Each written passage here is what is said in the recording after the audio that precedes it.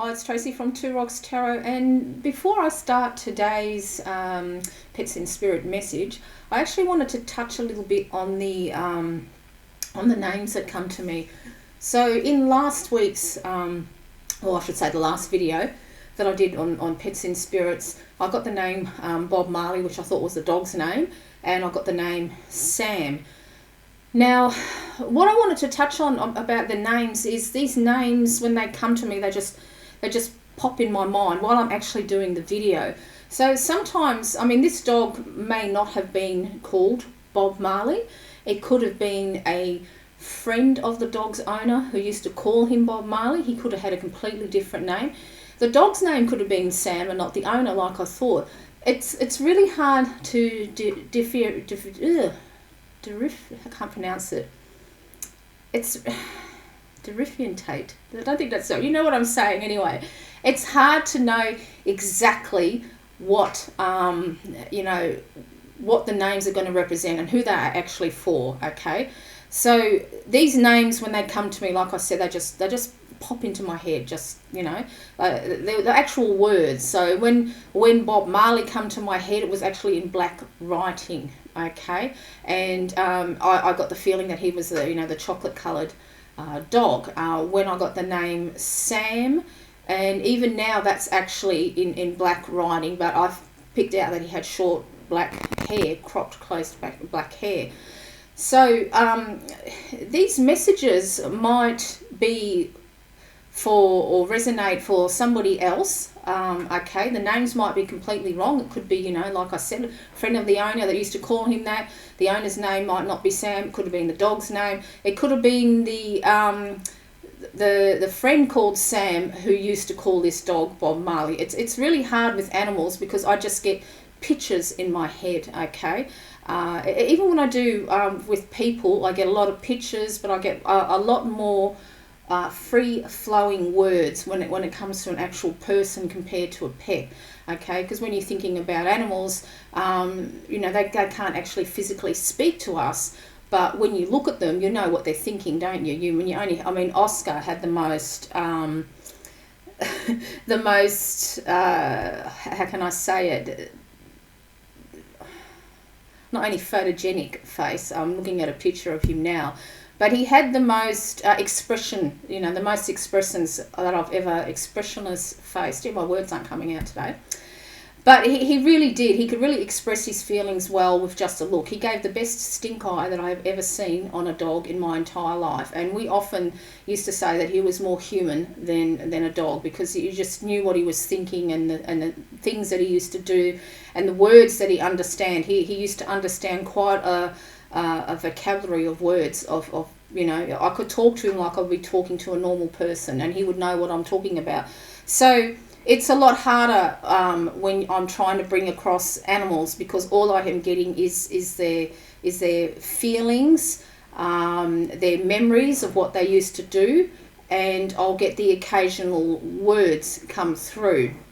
So I just wanted to sort of stress that point, that when it comes to names, they might not be 100% right. Like I said, it could be, not even related to the animal or the owner. It could be their friends, relatives, loved ones, or whatever like that. But if you think that these Pets in Spirit messages might be for a friend of yours or a neighbour or anything like that, just give them the link to the YouTube video and let them watch it. I mean, you don't have to be a great believer. I know there's a lot of people who don't believe in this sort of thing, but I've had too many messages to ignore that there's not something on the other side. Now, before I realised I had this gift, I always believed in an afterlife and in ghosts and spirits and so forth. I've always been a great believer in that, as has my father. So,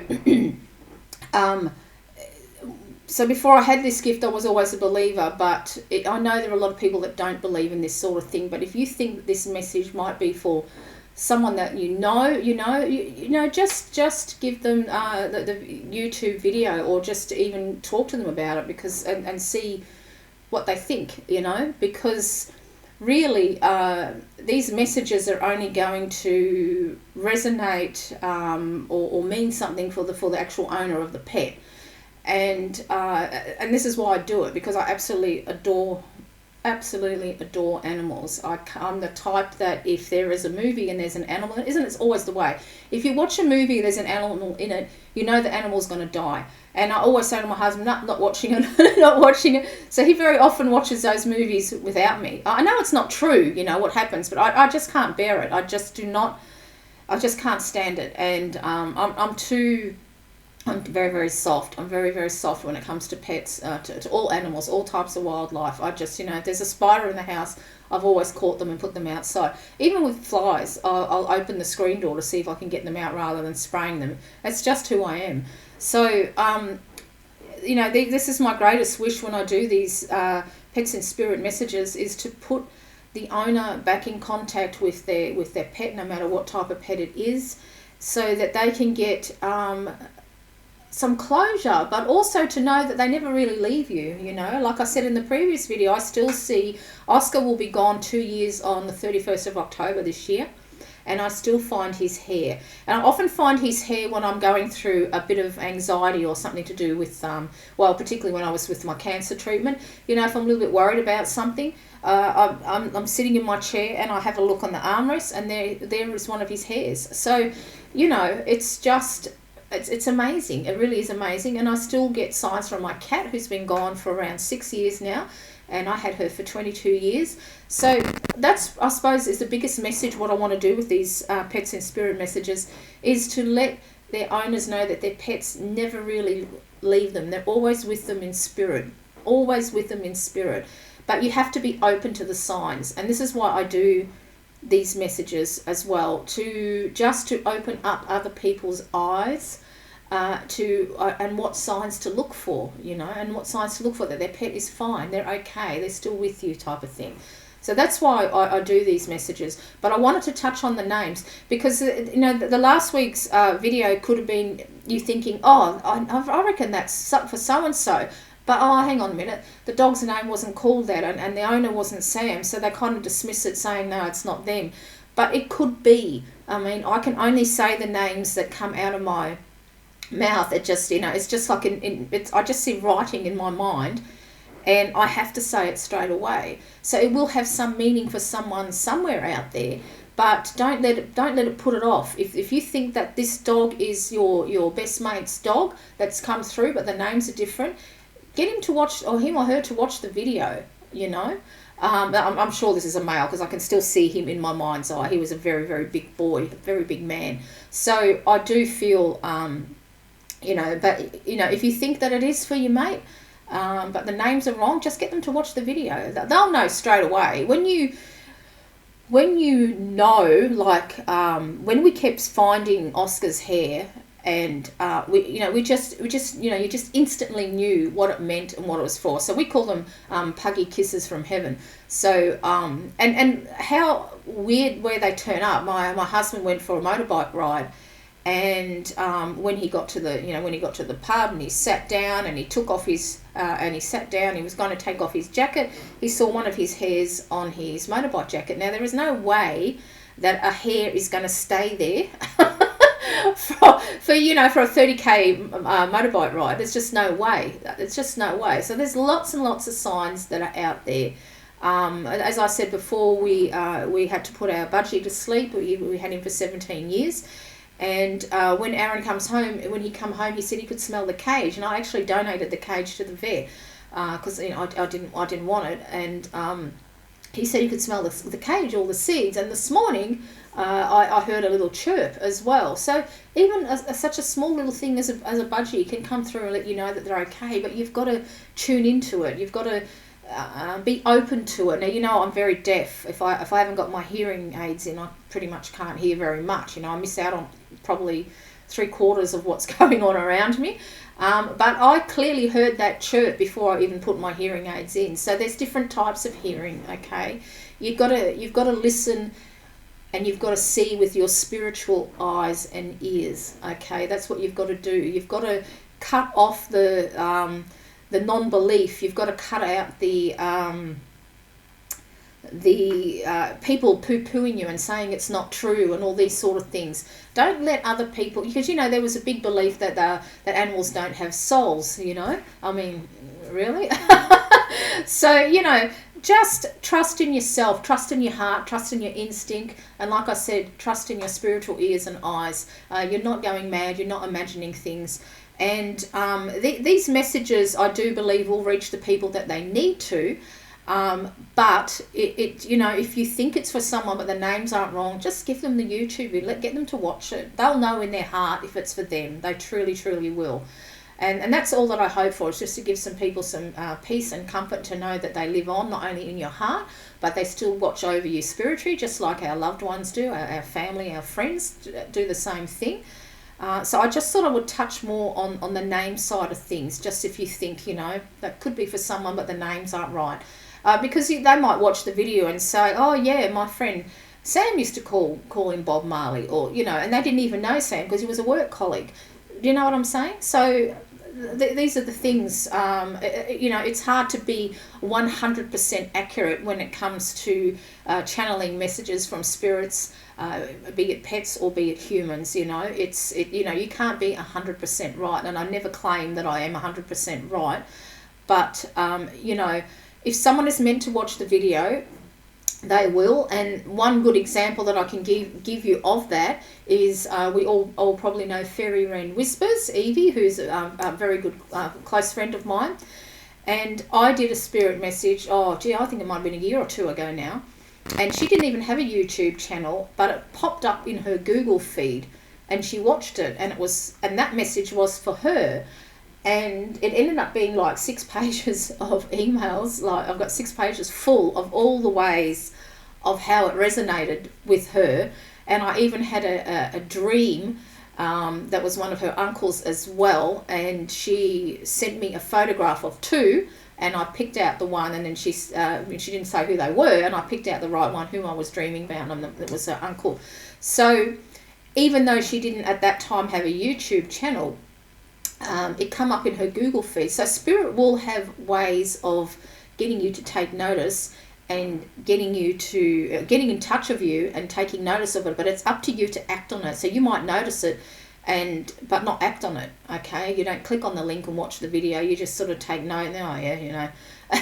Just keep on scrolling. But something told Evie to watch it, and she did, and now look at her, she's got her own channel, and we all enjoy watching her videos, and I got a very good friend out of it, a very good friend. In fact, we call ourselves soul sisters because we got such a lot in common. It's just, and even with Nina from Shuffle Tarot, I watched one of her videos, and I can't remember who got in touch with who now, if it was her or it was me.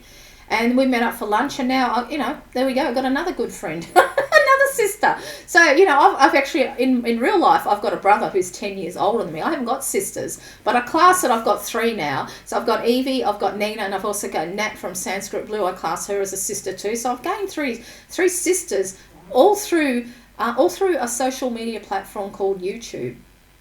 So spirit will put you in contact with who you need to be with on your spiritual path, but it's up to you to act upon it. So if you think these messages are for somebody that you know, and it could even be somebody that you work for that has lost an animal, just say, look, I don't know how you feel about this, but you might want to watch this video, it might resonate with you. And even if it's not their animal, sometimes, because this is kind of funny, because sometimes like in the last week's message, there was a dog that was ill and it was time for them to let go. They wanted their owner to know it was time for them to let go. Now I got it with it was a little terrier, but we all know that from Sanskrit Blue is going through some things with her dog, beautiful dog Noah, who may be crossing over sooner rather than later.